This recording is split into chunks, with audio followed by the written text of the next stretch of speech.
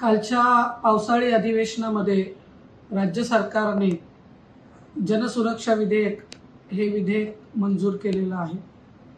खरं तर या विधेयकाला शेतकरी कामगार पक्षाकडून आम्ही जोरदार विरोध आणि आक्षेप घेत आहोत।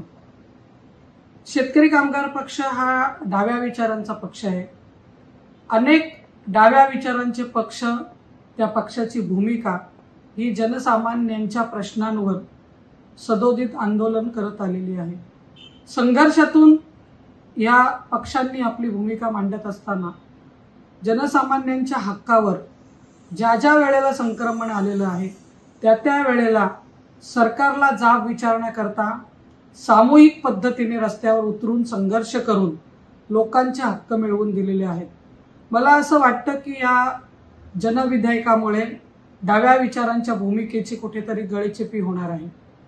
नक्षलवाद हा एक विचार समोर आणून त्याच्या माध्यमातून जनसामान्यांचा आवाज मोडीत काढण्याचं या विधेयकाने काम होणार आहे आणि त्याची भीती आता डाव्या चळवळीतल्या आमच्यासारख्या कार्यकर्त्यांना निर्माण झालेली आहे। संपूर्णपणे पोलिसी अधिकारांमध्ये किंवा पोलीस यंत्रणेला भरमसाठ अधिकार देऊन या विधेयकाची मांडणी केलेली आहे। या विधेयकामुळे काय होणार आहे तर आज आमच्या महिला सुरक्षित नाहीत, त्यांच्यासाठी जर हे शासन कमी पडत असेल, शासकीय यंत्रणा कमी पडत असतील, त्यांच्या सुरक्षिततेबद्दल जर शासनाकडून योग्य त्या उपाययोजना होत नसतील तर अशा वेळेला आम्ही जर न्याय मागण्याकरता जर रस्त्यावर येणार असू, त्या यंत्रणांपर्यंत जर पोहोचणार असू तर हे विधेयक आम्हाला पोचू देणार नाही।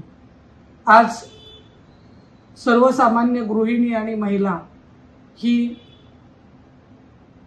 या परिस्थितीत जे काही जीवनावश्यक वस्तूंचे भाव वाढलेले आहेत त्याचा सामना करू शकत नाही।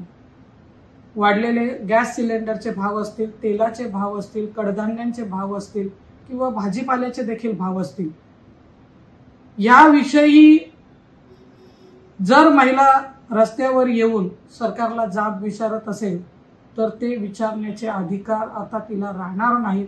आणि मला असं वाटतं की ह्या विधेयकामुळे घटनेने दिलेला सर्वसामान्यांचा आवाज हा बंद होईल आणि म्हणून शेतकरी कामगार पक्षाच्या वतीने या विधेयकाला विरोध करताना मला सरकारला सांगायचं आहे की हे विधेयक आणून आपण आमच्यासारख्या डाव्या पक्षाच्या विचारांची मात्र गळचेपी केलेली आहे।